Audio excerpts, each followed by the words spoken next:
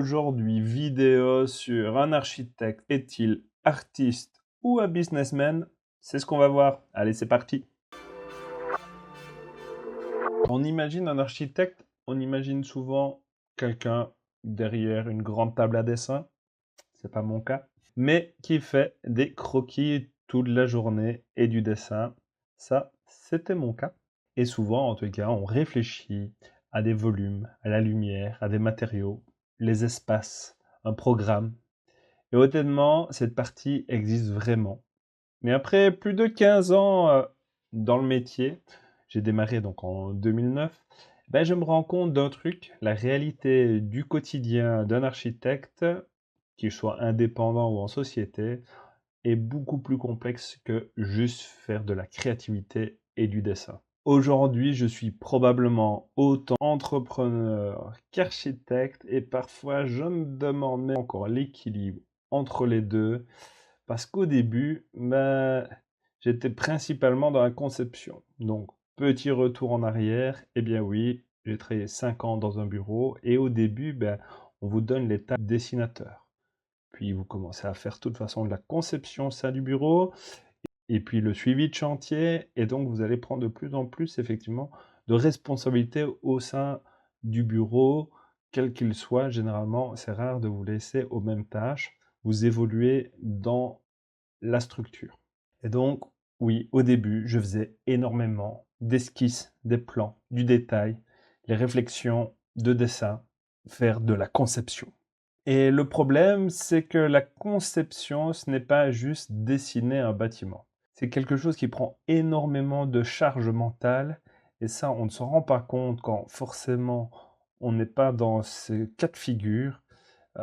Au début, vous avez un seul projet, donc une seule réflexion, on va dire, qui vous canalise, mais par la suite, quand on rentre simplement chez soi, en fait, le cerveau, il continue. On va aller au lit et c'est là que vous allez avoir une idée de mais en fait, il faut que j'adapte la façade de telle façon. Et donc c'est arrivé plusieurs fois, hop, même de se lever et de noter en pense-bête ce qu'on vient de penser. De noter l'idée qu'on a sur le projet. Vous avez un projet, c'est gérable. 2 projets, 3 projets. Jusqu'à aujourd'hui, au niveau du bureau, j'ai une 60aine de dossiers en cours. C'est plus tenable. Et ça fait d'ailleurs plus de 10 ans que j'ai déjà des collaborateurs qui viennent justement alléger cette charge de conception. Où la réflexion continue. Donc le métier, même en rentrant, continue dans la tête en permanence. Et ça, je pense que les gens ne se rendent pas toujours compte de la charge mentale qu'apporte ce côté créatif et d'absorption justement de projets. Dans ce métier, il y a un côté clairement artistique. On cherche le bon équilibre, les bonnes proportions, la bonne ambiance, les matériaux, les lumières, l'aménagement des pièces.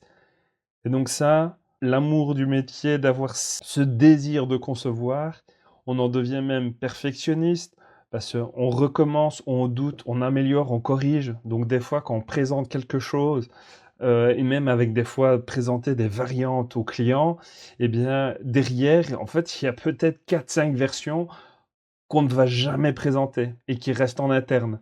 Et même avec les années, on continue à avoir ces réflexions, même si on commence à savoir nos limites, en tous les cas, de se dire stop, ça ne sert à rien de continuer. Là, on peut aller présenter au client, voir déjà son retour, parce qu'il y a des fois, c'est nous-mêmes mettre des barrières et recommencer du travail qui, en fait, va peut-être satisfaire le client. Et au fil de toutes ces années, il y a aussi un autre aspect qui prend bien plus de place qu'on ne le pense, c'est le côté administratif. Que ce soit gérer la prospection, la clientèle, des délais, les entrepreneurs, faire la partie donc vraiment finance, administratif, de s'entourer des personnes qu'il faut, que ce soit un comptable ou des bureaux d'études, que ce soit technique spéciale, ingénierie.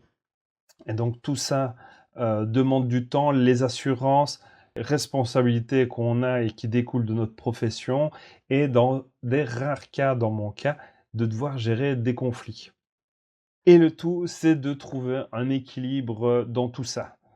Et donc, c'est pas facile puisque aujourd'hui, avec le nombre de dossiers que j'ai, ben, je dois déléguer ce travail de conception à des collaborateurs. Et c'est pas parce que je n'aime plus concevoir, au contraire, mais simplement que pour faire tourner la société que j'ai créée maintenant il y a quelques années, eh bien, il faut se structurer différemment.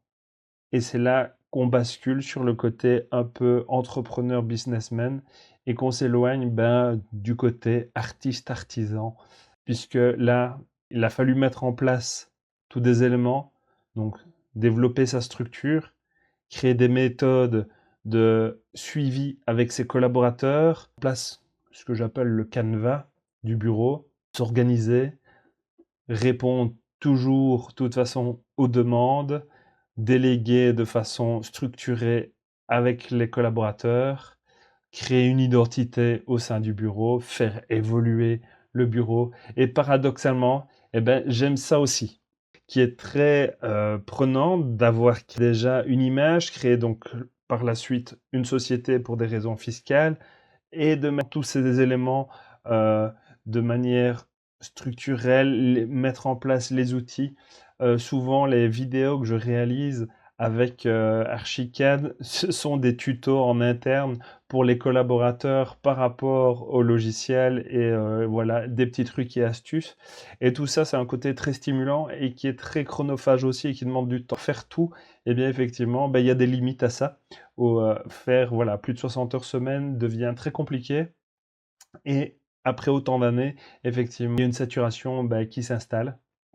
Donc le problème, c'est que ces deux mondes demandent donc chacun énormément d'énergie. Le côté créatif demande du temps mental très important et le côté entrepreneur demande, lui, par contre, une disponibilité clairement permanente. Beaucoup de bureaux, en fait, vivent cette dualité entre conception artiste et homme d'affaires et de vouloir gérer effectivement une société.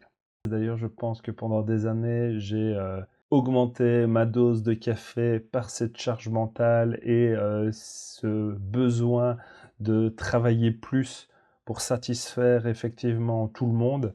Parce qu'on me disait toujours bah, que tu refuses un dossier.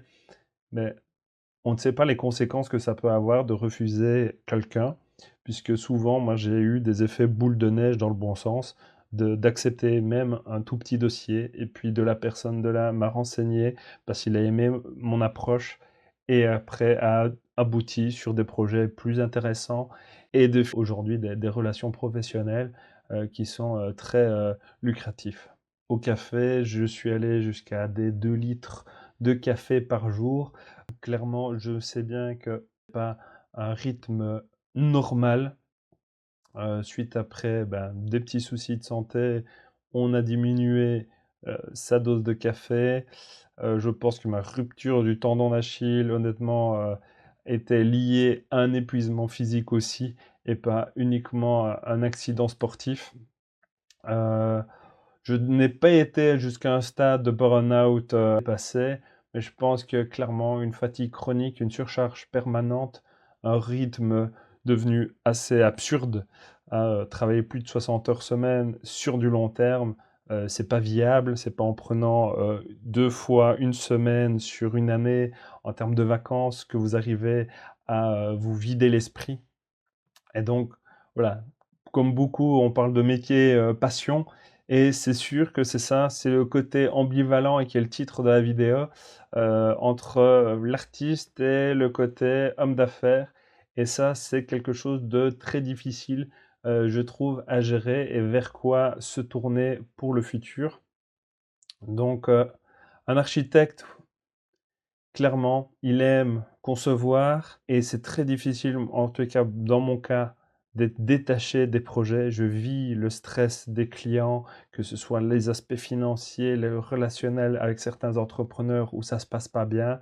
J'ai eu des rares cas, mais un dont justement, je pense, est lié à tout ce qui m'est arrivé l'année passée, un stress très important lié un chantier avec une faillite d'entreprise, un entrepreneur qui ne faisait pas convenablement son boulot et voilà, une difficulté à comprendre aussi au niveau du maître de l'ouvrage le métier de l'architecte et le métier justement de l'entrepreneur qui fait les travaux. Et tout ça fait partie d'un stress quand on est dans l'émotionnel et qu'on se retrouve à être plus artiste que homme d'affaires. Et je pense que si on se retrouve à prendre la tangente de se tourner vers un modèle uniquement d'entrepreneuriat, eh bien c'est bien plus facile à se détacher de l'émotionnel et pour le suivi des dossiers. Complexité du métier, cette ambivalence entre création et administratif, plusieurs mondes. On doit être créatif, technique, administratif, commercial, psychologue parfois, gestionnaire, médiateur. À garder un équilibre dans tout ça, ce n'est pas évident. Je pense qu'il y a de toute façon d'autres métiers où c'est exactement pareil. De côté affectif, de devoir refuser des demandes.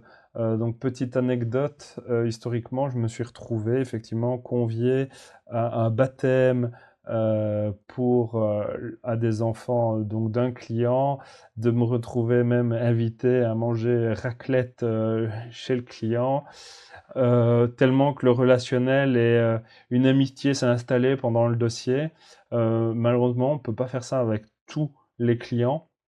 Donc de devoir rester avec une certaine distance. Récemment, j'ai eu le cas avec une expertise judiciaire où là, j'étais expert privé et le client, ben, effectivement, a fortement aimé ma façon de travailler ainsi que celle de l'avocat et nous invitait à un repas. Et là, ben, petit frein, petite distance, effectivement, de se protéger euh, pour le côté affectif et émotionnel. Puis ça trouvait en tout cas aussi là un milieu entre la vie privée et la vie professionnelle qui n'est pas toujours facile quand on met autant d'affectifs dans sa façon de travailler. Donc pour clôturer un peu cette vidéo, ben à partir de quand un architecte devient davantage un chef d'entreprise qu'un concepteur? Est-ce qu'on peut réellement garder la passion de la création quand toute la machine autour devient de plus en plus lourde et qu'il faut faire tourner effectivement sa société? Je pense honnêtement qu'il n'y a pas de réponse parfaite.